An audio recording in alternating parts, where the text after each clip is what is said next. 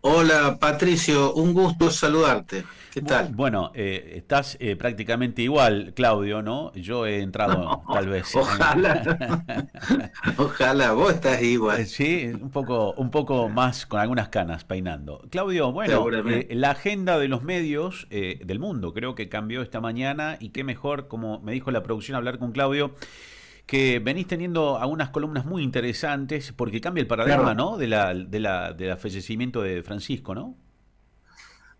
Bueno, sí, yo creo que es un hecho de inmensa significación histórica, por supuesto. Muere uno de los protagonistas del mundo de estos últimos años, uno de los líderes del mundo complejísimo de estos últimos años, y creo que el de Francisco ha sido un liderazgo muy particular, con señales muy propias, ¿no? A nosotros, los argentinos en particular, nos queda la pregunta de si supo la Argentina tener un papa, ¿no? Porque el hecho de que siendo papa durante tantos años no haya venido a su país, creo que interroga a ese país. Creo que la política argentina, por lo menos la política argentina, no estaba preparada para tener un papa, no supo tener un papa y eso imposibilitó que venga, ¿no? Pero mucho más trascendente que la relación con su país es lo que ha significado Jorge Mario Bergoglio para el mundo, ¿no? Para la Iglesia en particular, pero creo que para el mundo en este momento tan complejo de la humanidad. Para la Iglesia implicó eh, una apertura, ¿no? Siendo él alguien que en lo teológico estaba más cerca de las corrientes ortodoxas que de las corrientes vanguardistas dentro de la iglesia, supo ya sentado en el trono de Pedro abrirse a posiciones mucho más amplias y mucho más comprensivas de la complejidad humana.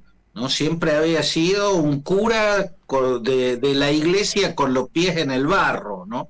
Pero le faltaba una apertura hacia hacia sectores de la humanidad a los que creo yo que también abrazaba el mensaje evangélico cuando hablaba de los humildes, de los débiles, no eran solo los pobres en términos materiales, eran también los marginados, los débiles, los diferentes, ¿no? Para ellos la iglesia también tenía exclusión e indiferencia, cuando no estigmas. Y en eso pasó de ser el cardenal que por caso hablaba de la homosexualidad como un plan del demonio, al papa que pidió comprensión, pidió apertura, pidió integrar y sumar también a la diversidad sexual. Yo creo que en términos generales el paso de Bergoglio por el sillón de Pedro, el trono de Pedro, lo que deja es un mensaje de humildad, de sensibilidad, de bondad humana, ¿no? Creo que pocos papas han tenido hasta en el rostro y en el tono de voz la capacidad de irradiar bondad y sensibilidad y humildad. Parecía hecho para ser papa, ¿no? Desde que se sentó en el trono de Pedro, su voz, su imagen, ¿no? Parecía hecha para ser papa. La verdad que te escucho atentamente y leo todas tus columnas y yo calculo que estará girando también en tus pensamientos, también a pocos días de haber fallecido, más allá de un gran intelectual, como escribiste en La Voz, un escritor liberal que es en este caso Vargas Llosa, ¿no? Y que el cambio de paradigma de la época. Hoy el Papa Francisco, con lo que describiste, creo que es lo que escuché esta mañana muy temprano, era un hombre hecho como para estar ahí Y obviamente también hablan de este cónclave que inicia en los próximos 15 días y ya hay nombres, pero también el Papa creo que venía marcando un camino de encontrar a alguien parecido a él que pensara como él, obviamente en lo que decías recién, ¿no? En los más débiles, en los más humildes, en la pobreza, y que era un poco el camino de su pastoreo, por decirlo de una manera, ¿no, Claudio?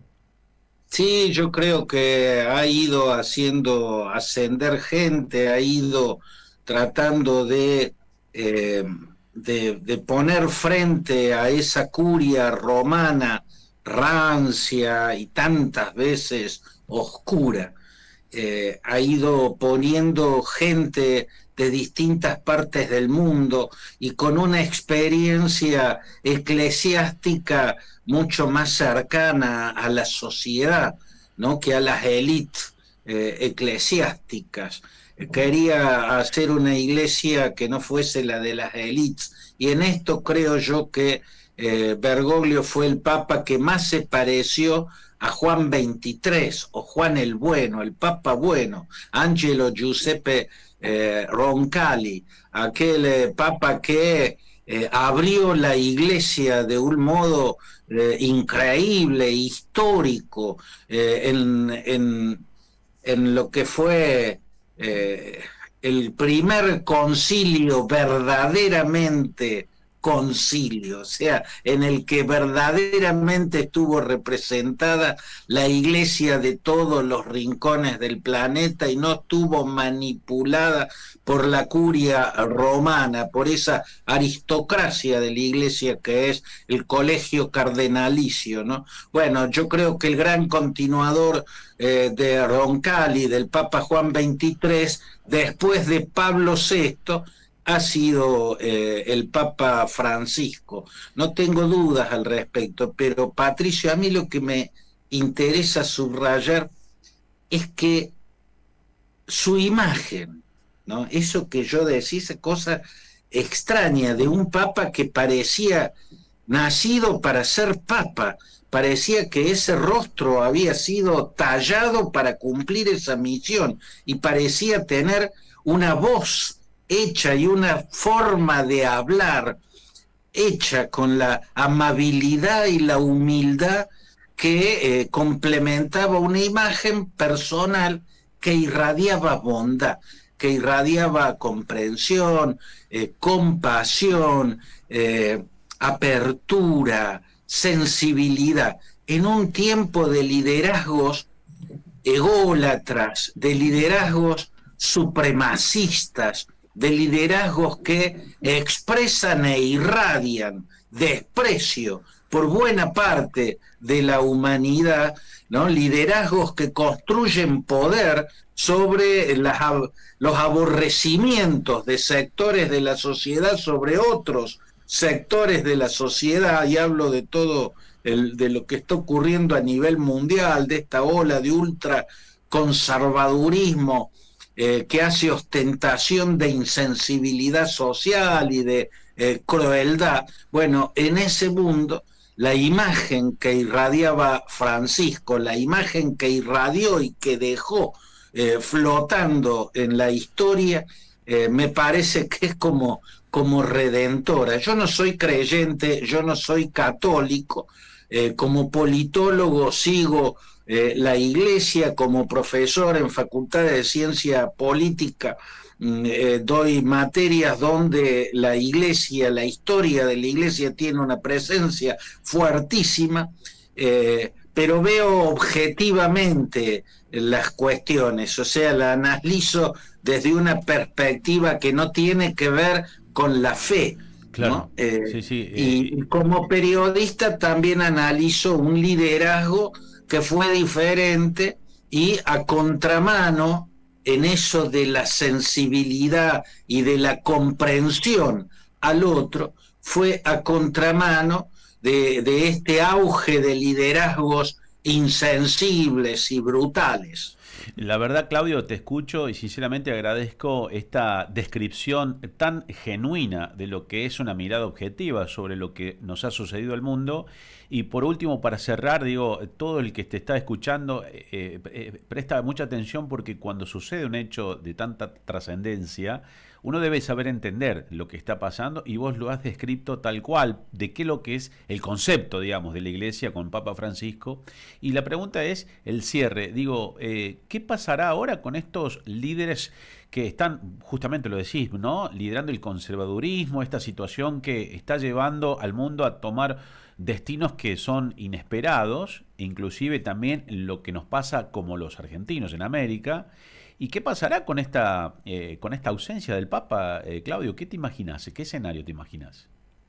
Bueno, no es difícil imaginar que en el cónclave, como ocurre siempre, van a chocar visiones ortodoxas y visiones vanguardistas, van a chocar concepciones elitistas de cómo debe ser la conducción de la Iglesia, van a chocar o pujar las corrientes tradicionalistas respecto a la liturgia, con las posiciones más renovadoras, pero fundamentalmente también va a chocar esa burocracia oscura ligada a intereses turbios, que siempre se ha manifestado en la curia romana, bueno, contra las corrientes más sanas de la Iglesia, ¿no? Quienes la expresan desde las parroquias, ¿no? Quienes tienen una vida mucho más cercana a la sociedad en las distintas partes del planeta, esa riqueza que se vio en el Concilio en el Concilio Vaticano II, allá en la década del 60. Siempre los cónclaves son pulseadas entre las distintas corrientes, ¿no? Así que creo que no va a haber nada nuevo en eso. La pregunta a la que no tengo respuesta hoy es cuál de las corrientes va a terminar imponiéndose. La verdad que es un placer. Mirá, de tanto tiempo encontrarte, ahora nosotros en la pantalla haciendo un producto desde el interior hacia la capital, buscando el federalismo de las noticias, tenerte en la segunda parte de la mañana, la verdad que es un placer. Como siempre, un gusto de verte, de sentirte muy bien y como siempre, admirándote de las columnas que haces cuando aparecen tus letras. Te mando un abrazo grande, Claudio. Bueno, muchas gracias, Patricio. Ha sido un gusto grande. Un abrazo para todos. Gracias, nos volveremos a ver seguramente. Gracias. Claudio Fantini, politólogo, periodista, profesor, un hombre preparado como ya lo escuchó usted y que tiene la posibilidad de tenerlo aquí en Córdoba Federal.